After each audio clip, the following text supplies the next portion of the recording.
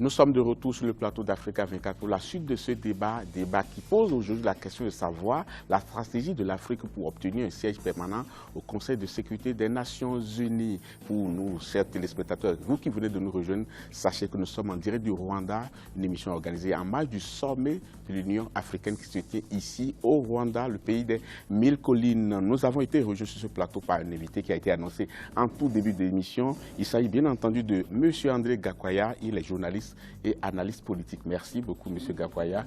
Les autres invités sont toujours en place. M. Vénus Karambizi, les professeurs de relations internationales, il vient du Rwanda. Merci d'être toujours en notre compagnie. Également avec nous, un autre journaliste qui est analyste politique aussi. Il s'agit de M. Mohamed Salifou Keïta, qui nous vient de la Guinée. Merci. Avec nous également Mme Chantal Gongba, qui est coordonnatrice de la plateforme pour la paix et la solidarité. Elle nous vient de la République centrafricaine. Chers téléspectateurs, vous aussi, vous n'êtes pas sur ce plateau, mais vous êtes présents dans cette émission. Vous pouvez nous envoyer vos réactions qui sont attendues par l'adresse ua2016@africa24tv.com. Monsieur Gakwaya, vous prenez le débat en vol, mais dites-nous, est-ce que vous arrivez à vous expliquer un peu pourquoi l'Afrique ne dispose pas d'un siège permanent au Conseil de sécurité? L'Afrique ne dispose pas d'un siège permanent au Conseil de sécurité parce que même quand les Nations Unies ont été créées, l'Afrique n'avait pas une place prépondérante pour imposer sa volonté, ses vues et réclamer justice. C'était une Afrique colonisée, opprimée. Et je voudrais qu'on revienne un peu au partage de l'Afrique à Berlin dans les années 1884 et 95. C'est là où le sort de l'Afrique a été décidé. Tout a été décidé sans nous et contre nous. Depuis lors, l'ordre mondial n'a pas changé. Tout s'est exécuté, tout a été fait toujours dans cette ligne. Maintenant qu'il y a les droits de l'homme, qu'on réclame plus d'équité et de justice sur la scène internationale, l'Afrique doit revendiquer plus de justice à son égard. Regardez, l'Afrique a aujourd'hui 1 milliard de personnes, alors que le monde entier a 7 milliards. À ce niveau, au niveau des membres permanents, qui sont je crois à 5, je pense, et nous sommes en droit, nous avons même tardé, nous sommes en droit d'exiger que notre continent, qui est suffisamment représentatif au niveau de sa démographie, nous avons raison, nous devons réclamer que nous puissions avoir un siège permanent parce que nous le méritons. Il ne faut pas que l'on puisse perpétuer la tradition de Berlin, du partage de Berlin, que l'on décide toujours tout sans nous et contre nous, qu'il y ait des vétos contre une loi, une décision qui pourrait avantager une si grande partie de la population mondiale.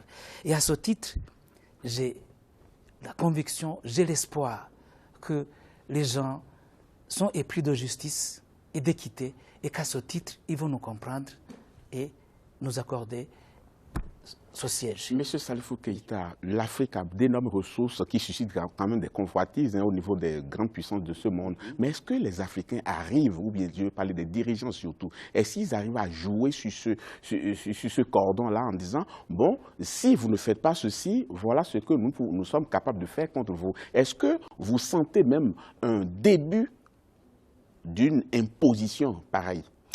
Je l'ai écrit dans un éditorial de mon magazine 3P+, magazine international, que l'Afrique est la principale réserve de croissance de l'économie mondiale. Nous devons tenir compte de cela. On va faire de cela un élément de chantage, puisque les puissances économiques veulent nous imposer cela. Il me semble que le professeur parlait de l'aspect politique, mon confrère parlait de l'aspect démographique. Nous devons en tenir compte, mais nous devons aller vers ce stade de croissance de l'économie, de réserve de l'économie mondiale.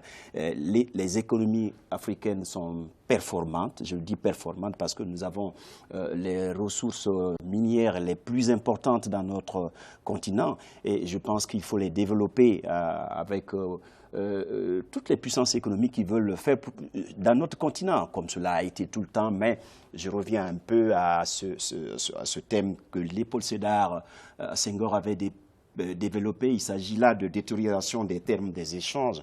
Nous l'avons connu jusqu'à une date récente. Et cela, moi, je ne suis pas d'accord avec les Africains qui pensent que nos malheurs viennent des Occidentaux, des puissances économiques extérieures. C'est à nous, comme je le disais dans le cadre de la Centrafrique, de prendre conscience.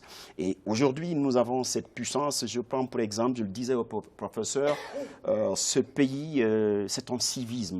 Il faut qu'on ait un civisme africain. Il faut que les Africains parlent d'une seule voix, que nos dirigeants parlent d'une seule voix. Lorsque ce problème s'est posé, nous avons eu l'Afrique du Sud qui tenait compte de sa puissance économique pour dire oui, ben voilà, c'est moi, c'est l'Afrique du Sud, nous sommes économiquement puissants. Et il y a eu l'Égypte aussi, une puissance militaire dans sa région, en Afrique même, une puissance démographique. Au-delà de ça, vous avez le Nigeria, qui est une puissance économique à la fois démographique.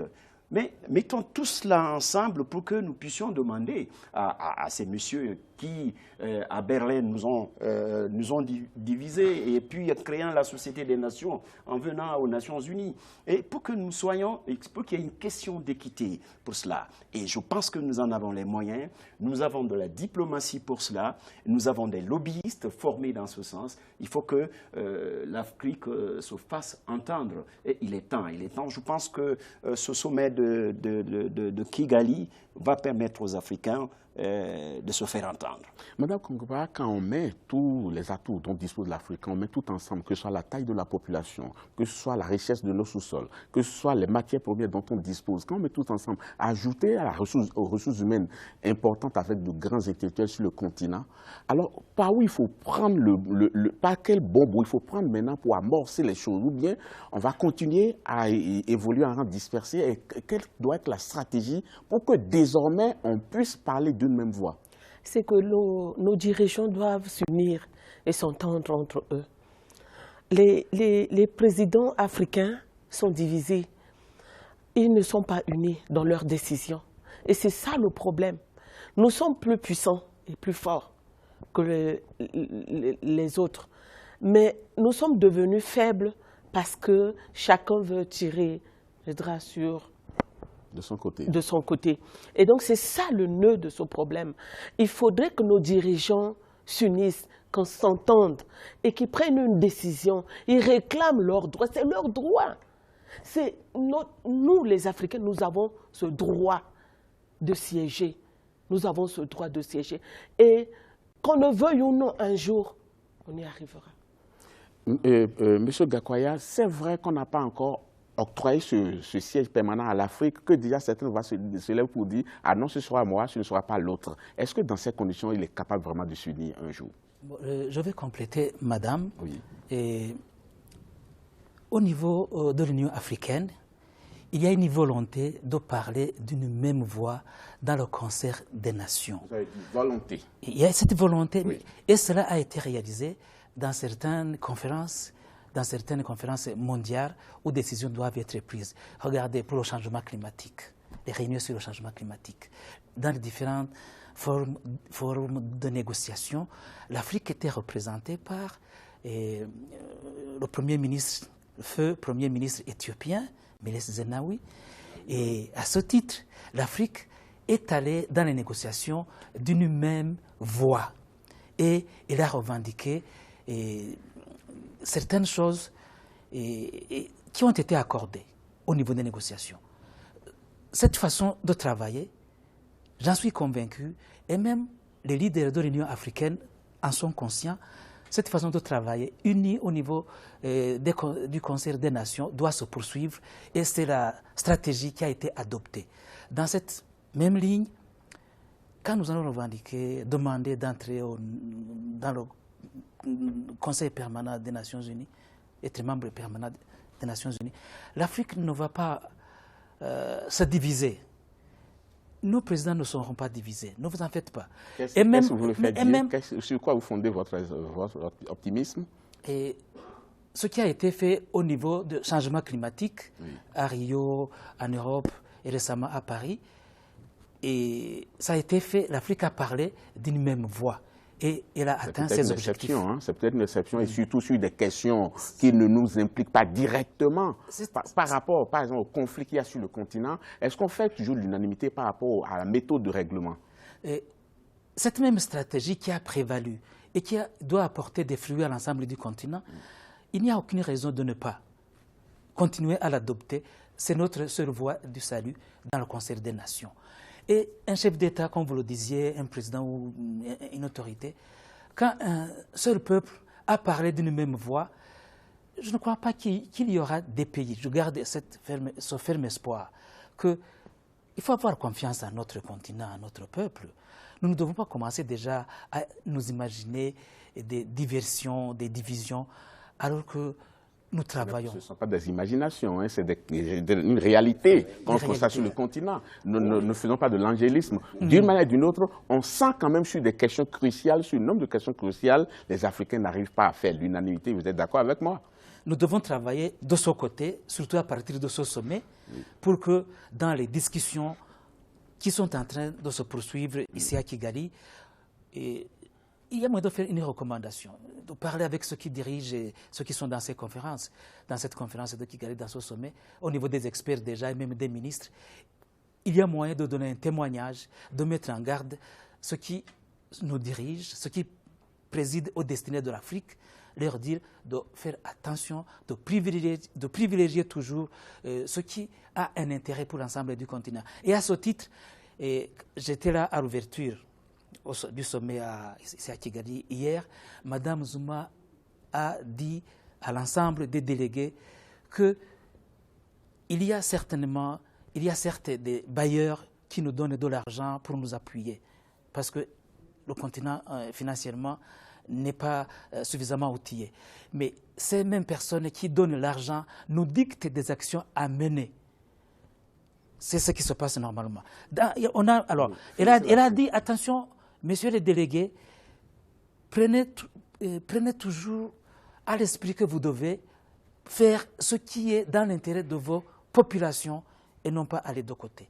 Et je crois que c'est ça. Une chose est de dire, l'autre chose est de pouvoir l'appliquer. Professeur, dans un contexte où les intérêts sont divergents, dans un contexte où chacun va négocier ce qui va directement vers lui. Je vais vous donner un exemple banal. Lorsqu'il s'est agi d'intervenir en Libye, au moment où le président Kadhafi était encore au pouvoir, au moment où il fallait intervenir, est-ce que les Africains, ne serait-ce que pour cela, par rapport à un homme qui aidait beaucoup l'Union africaine, est-ce que les Africains ont pu faire l'unanimité? Non. Est-ce que vous arrivez à justifier ces positions divergentes-là?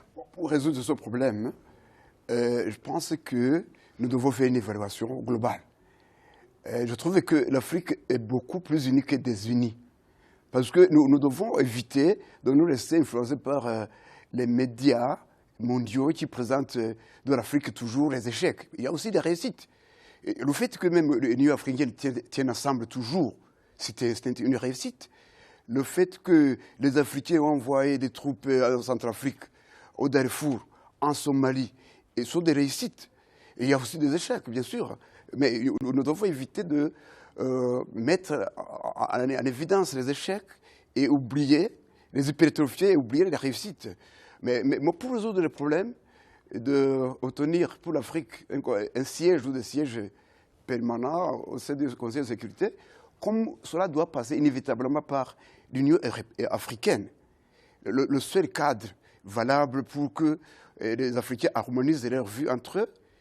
Et moi, je pense que d'abord, il faut que cette union s'organise sérieusement. Et quelque chose a commencé. D'après l'information que j'ai, il semble que les ministres des Affaires financières ont été associés à ce sommet de Kigali pour que la question de l'autofinancement par les Africains au sein de l'Union africaine trouve une solution. Parce que les moyens sont là, mais ils ne sont pas utilisés. Et tant que l'Afrique dépense financièrement, notamment à travers l'Union africaine, des pays étrangers, il ne faut pas imposer ses vues. Donc, je crois qu'après ce sommet, et avec la participation de ces ministres des Affaires étrangères, des propositions auront été émises pour que l'Union africaine se prenne en charge et diminue l'influence venant de l'extérieur. Et ça, c'est un. Deux, je crois que les Africains doivent savoir négocier. S'ils restent divisés entre eux, c'est qu'ils manifestent trop d'appétit égoïste vis-à-vis de leurs voisins. Il faut mettre au centre des négociations entre les Africains le principe de win-win, gagner-gagnant, gagner-gagner. Et ne pas vouloir tout prendre Parce que les divergences existent dans d'autres unions aussi, partout ailleurs. Ça fait 1993... Vous pensez que c'est les médias qui exagèrent, c'est cela? Oui, quelquefois les médias exagèrent, et comme ce sont les médias des pays puissants qui ont voix au chapitre pour s'adresser au monde entier, ceux qui disent de bonnes choses souvent ne sont pas entendus. Cette situation perdure, bien sûr, elle doit changer. Vous, par exemple, vous devez la changer, comme vous êtes africain, mais je voudrais ajouter le fait que, à côté d'assurer l'autofinancement, notre prise en charge financière, les Africains doivent savoir négocier entre eux, se céder mutuellement, s'offrir des concessions mutuelles pour éviter de se diviser beaucoup plus une fois. Et concernant par exemple ce siège, quelqu'un a dit, je crois que c'est mon ami ici à côté, que les gens se disputent le siège. Nous savons que l'Égypte, la République sud-africaine, l'Afrique du Sud et le Nigeria, ce sont les candidats éventuels. Mais s'il y a un siège, les Africains peuvent se mettre ensemble, se faire des concessions. En tout cas, c'est votre souhait. C'est votre souhait. À cette époque-là, même Awad voulait pour le Sénégal. Bien entendu aussi. Il y a le Sénégal, il y a même les autres. Mais au nom de la bonne négociation, sûrement, si on négocie intelligemment, on peut mettre un mécanisme en place de manière que celui qui obtiendra le siège représente les intérêts de tous les autres et aussi qu'il fasse d'autres concessions. Donc nous avons des négociateurs, vous disiez vous-même que nous avons des cerveaux sur le continent. Alors, au nom de cette force intellectuelle, au nom des forces diplomatiques, les gens doivent se mettre ensemble, puisqu'un siège ne peut pas être accordé à 3 pays en même temps ou à plus. Mais si c'est les joutes qui passent, ou à l'Afrique du Sud, ou au Nigeria, on doit mettre en place un mécanisme pour qu'il représente les intérêts de tout le monde et qu'il y ait un mécanisme de reportage, de rendre compte. Et donc, les Africains, ils peuvent le faire. Et je souhaite, à ce sommet, j'espère que les dirigeants nous suivent, qu'on sorte de ce sommet en ayant pris un projet sérieux dans ce sens. Monsieur Salifou Keïta, il y a des signes qui ne trompent pas quand même par rapport à la représentativité de l'Afrique. Parce que quand il y a le G20, on invite quand même l'Afrique. Quand il y a le G7, on invite l'Afrique. Ça veut dire que les grandes puissances estiment que l'Afrique compte. L'Afrique compte. Mais certains sont quand même un peu plus durs en disant la vraie stratégie pour obtenir ce siège permanent au Conseil de sécurité, c'est de boycotter ces invitations-là. De ne plus accepter du tout en exigeant cela, en exigeant d'obtenir le siège permanent d'abord, avant de dire, bon, désormais, on peut assister à vos réunions. Est-ce que ça pourrait être une bonne stratégie? Non, c'est une mauvaise stratégie. Il ne faut jamais accepter la politique de chaise vide. Si vous êtes invité au G20, c'est un espace de se faire entendre. Moi, ce que je peux dire aux Africains, aux diplomates africains, aux dirigeants africains, il faut que ce continent, je veux parler des Afriques, se passe de l'ostracisme sournois, de la concussion avec des puissances économiques et surtout de l'exclusion et de la réticence. Il faut que maintenant, nous ayons des stratégies claires. Je viens un peu en arrière dans les années 60-70, eu égard au lien que le président Senghor avait avec Golda Meir. L'OUA à l'époque, l'Organisation de l'Unité africaine, avait fait une commission présidée par Léopold Sédar Senghor pour rencontrer Golda Meir et pour mettre un terme à la guerre des 6 jours, je crois que c'était par rapport à cela. Mais c'est qu'à la dernière minute, il y a eu une réticence de Golda Meir. Je pense qu'il faut revenir à ces choses, créées autour d'un chef d'État africain représentatif de l'Afrique, à plus d'autres chefs d'État, pour mener ce lobbyisme. Moi, je ne suis pas d'accord avec la politique de chaise vide. Les G20, vous êtes invités, allez-y, faites prévaloir, faites votre lobbying. Les chefs d'État peuvent y participer. Aussi, les diplomates aussi peuvent venir. Les lobbyistes africains peuvent venir pour faire passer les idées de ce continent-là. Je vous le dis une fois encore, nous sommes la réserve mondiale de la prochaine croissance. Tenons compte de cette perspective-là pour qu'on puisse imposer nos vues. On ne va pas l'imposer, mais trouvons un consensus avec ceux qui ont la possibilité de lâcher du lest. Madame Kongba, la voie de négociation, la voie de la diplomatie, c'est ce qui a prévalu jusqu'à aujourd'hui. Les diplomates africains qui essaient de le réclamer, de faire du lobbying. Mais est-ce que vous pensez que cette stratégie vraiment va aboutir et vite? Oui, ça va aboutir un jour. Vous fondez votre espoir sur quoi? Sur la négociation. La négociation, surtout que quand on va à ces négociations, on est quand même un peu diminué. Hein? On ne pèse pas la même chose parce qu'il n'y a pas de démocratie dans son pays, parce que les peuples de ce pays ont faim, parce qu'il y a les droits de l'homme qui ne sont pas respectés dans ce pays. Est-ce que ce ne sont pas des aspects quand même qui freinent, qui retardent quand même le processus? Non, en allant en allant, nos présidents vont comprendre parce que s'il y a la guerre en Afrique, si les droits ne sont pas respectés en Afrique, si le peuple, les dirigeants ne s'occupent pas de leur population, en allant, au fur et à mesure, eux, ils vont comprendre que c'est important de travailler pour le peuple et d'être là pour le peuple. Monsieur Gakwaya. Alors, je voudrais faire un point à la question que vous me posez. Souvenez-vous, à un certain moment, dans les années 80, le secrétaire général de l'ONU, c'était un Sénégalais qui s'appelait Mactar Mbow. Non, de l'UNESCO. De l'UNESCO, pardon. Mactar Mbow, oui. Mactar Mbow était secrétaire général de l'UNESCO. Il nous a donné une conférence à l'université au moins 2 fois. J'étais à Bujumbura. Et il a parlé toujours l'ordre mondial de l'information. Pour lui, il fallait changer cette situation. Pourquoi ? Il y avait une façon d'accéder à l'information qui était exclusivement réservée aux pays les plus puissants. Et nous, les Africains, nous n'avions pas cet accès. Et le recours aux satellites, et utiliser les TIC, et les computers étaient déjà utilisés pour certains pays. Donc, ce qui fait que nous n'avions pas accès à cet ordre mondial de l'information. Nous étions limités, exclus. On ne savait pas ce qui s'est passé. Et il a mené un lobby, une campagne, une mobilisation auprès des jeunes étudiants africains et même des dirigeants mondiaux. Et finalement, il y a une ouverture. Nous avons eu accès à cet ordre mondial de l'information. Maintenant, nous avons l'Internet, l'éthique. Et des infrastructures sont en train d'être mises en place autour du continent, la bande large, l'Internet. Vous avez accès à tout grâce à l'utilisation des TIC. Oui, mais quand vous dites cela, permettez-moi de dire quelque chose. Est-ce que vous voyez ce que subissent les médias aussi à l'intérieur de l'Afrique, dans les processus démocratiques? Vous voyez comment on s'en prend aux médias dans leur propre pays? Est-ce que c'est ça l'avancée? Oui, nous sommes victimes de pas mal de choses. Victimes? Parce que nous qui sommes doivent constitués changer victimes nous-mêmes. progressivement. Oui, progressivement. Et parfois même, c'est souvent nos propres régimes politiques qui oppriment le journaliste. Ce sont des efforts de démocratisation, d'ouverture, de bonne gouvernance qui doivent se poursuivre. Ça, reconnaissons que tout n'est pas parfait, que nous avons des lacunes, mais il faut toujours continuer les combats parce que les droits ne se donnent pas. On n'accède pas facilement à ces droits. Les droits s'obtiennent après une lutte, souvent âpre, qui exige des sacrifices. Je ne voudrais pas que ce soit un peu trop fort parce que chaque citoyen où il est, chaque Africain, il doit comprendre que la bonne gouvernance, les droits des autres doivent être absolument respectés parce que c'est une façon même d'assurer la sécurité de sa personne, de ses propres droits.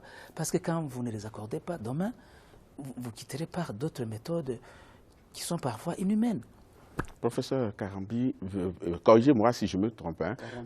Karambizi, l'Afrique ne dispose pas de siège permanent, mais dispose de sièges non permanents. Mais qu'est-ce qu'on en fait concrètement? Parce qu'apparemment, la différence entre les deux, c'est qu'ils ne participent pas au vote. Ceux qui ont des sièges non permanents ne participent pas au vote, pendant que les 5 qui ont le siège permanent participent au vote. Mais le siège non permanent que l'Afrique a, je crois, tous les 2 ans, il y a un pays qui est éligible, associé par l'Assemblée générale des Nations Unies. Mais est-ce que là-bas, où se discutent beaucoup de questions, je l'ai dit tout à l'heure, 65% des questions évoquées concernent l'Afrique, mais en y allant, est-ce que l'Afrique arrive à se faire représenter réellement, à peser quand même dans l'identification des solutions, des pistes de solutions qu'il faut pour sortir le continent de l'ornière? Oui, effectivement, l'Afrique dispose de 3 sièges non permanents. Tous les 2 ans. Et contrairement à ce que vous aviez dit, ils participent au vote, mais ils ne disposent pas de droit de veto. C'est-à-dire que pour les décisions les plus importantes, une des 5 puissances qui ont le siège permanent avec droit de veto peut s'opposer. Et pour des matières mineures, on laisse passer peut-être les vues provenant des pays à siège non permanent. Alors vous me demandez ce qu'ils en font. Je trouve qu'ils font des choses ordinaires qu'un représentant peut faire. Encore une fois, nous ne nous laissons pas tromper par les points négatifs.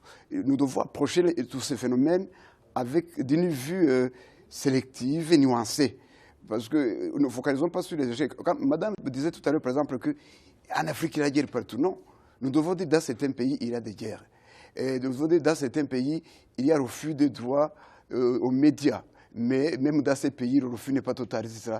Essayez de le juger de manière nuancée. Alors, pour revenir à la question, ces représentants à siège non permanent, je trouvais qu'il faut les missions de manière acceptable, mais étant donné qu'ils n'ont pas de droit de veto, ils n'ont pas de puissance, de grande puissance dans le pays, et surtout que l'Afrique ne s'est pas organisée suffisamment au niveau de l'Union africaine pour lui donner des instructions à suivre, des instructions claires, des stratégies claires.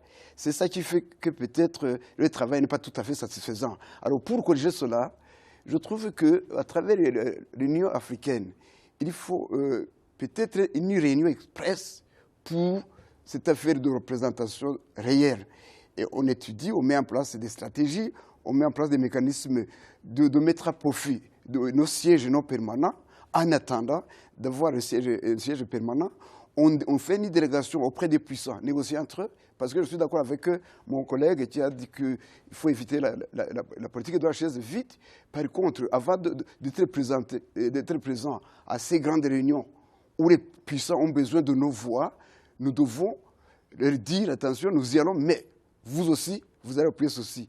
Et je crois que si nous envoyons, en tant qu'Africains, des délégations auprès des États-Unis, auprès de la Chine, auprès de la France, etc., auprès de la Russie, je vais dire, voici ce que nous voulons, et nous voulons que vous nous souteniez au prochain sommet, sans quoi, attention, vous allez perdre un de ces avantages que vous gagnez chez nous. Donc, il faut que l'Union africaine s'organise et mette en place des stratégies précises, des mécanismes précis pour arriver à ces faits. Et comme ça, il va non seulement obtenir un siège ou des sièges permanents, qui n'a pas, mais aussi il saura utiliser les sièges non permanents que les Africains ont maintenant. Et même ajouter à bon escient, c'est ça, non? Oui, parce que moi, je suis plus optimiste que pessimiste, et je trouve que les Africains s'éveillent. Ce que nous pensons, nous, en tant que débattants. Avec votre permission, on va marquer tout de suite une petite pause et revenir dans la toute dernière partie de cette émission et sortir des approches de solutions réelles. Chers téléspectateurs, ne partez pas. On marque une pause, on vous retrouve dans quelques instants. Merci.